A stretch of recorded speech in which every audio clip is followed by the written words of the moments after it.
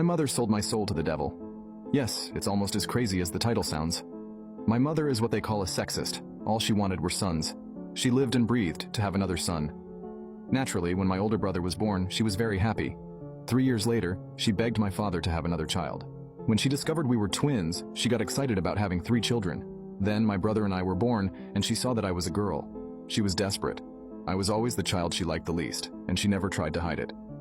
While she named my brothers Anthony and David, which mean invaluable and beloved, respectively, she named me Lilith, which means night monster.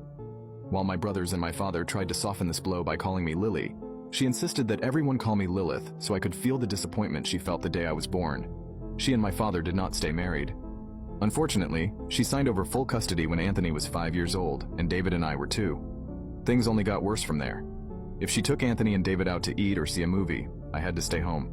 She spent all her time playing sports with my brothers and wouldn't let me participate, even though I, being a girl, showed genuine interest in what she was doing with my brothers.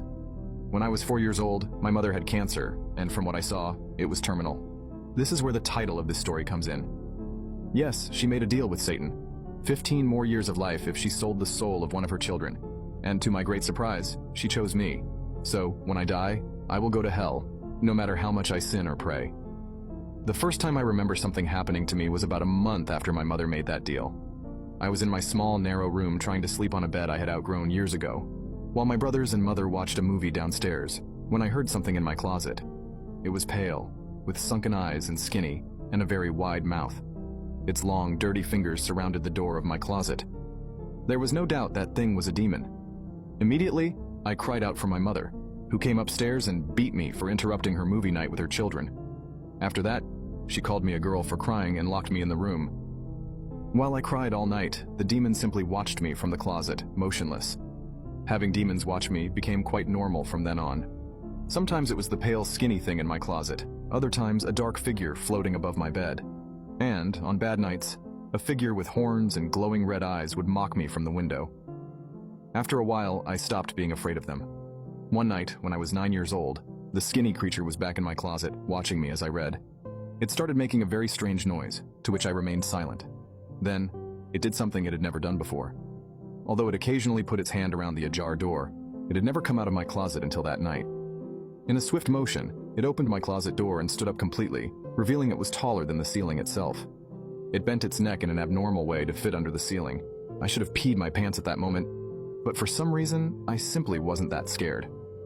We stared at each other for a while, which was more strange than frightening. Then I went back to reading my book. It just looked at me with curiosity for a while until my mother decided she wanted to be a horrible person again, and opened my door to yell at me for one thing or another. The whole time, the demon just watched. Fortunately, my mother left after slapping me in the face, but I was crying again for the rest of the night.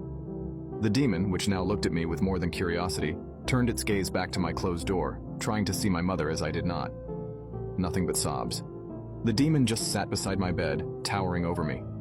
Neither of us looked at each other for the rest of the night. I cried while it just looked away, but I wasn't alone, and that was all that mattered to me. From then on, things changed.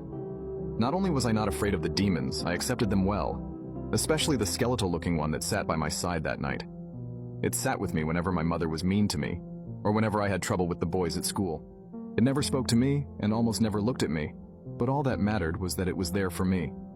I even gave it a name, Dad. I remember one night when I was 14 years old and upset because Jacob, the boy I liked, didn't invite me to the Valentine's dance at our school. Moreover, my mother was in a bad mood and threw a chair at me. When I ran to my room, I almost felt relieved to see Dad crouching near the closet. "Dad!" I cried, running to it. It was stupid, I know. I was calling a literal demon Dad, but I had no one else. It was the only one who ever showed any sympathy for me. At first, it drew back, but as I cried even harder, it looked into my eyes. Perhaps for the first time since that night, it came out of the closet. Then, it did something surprising.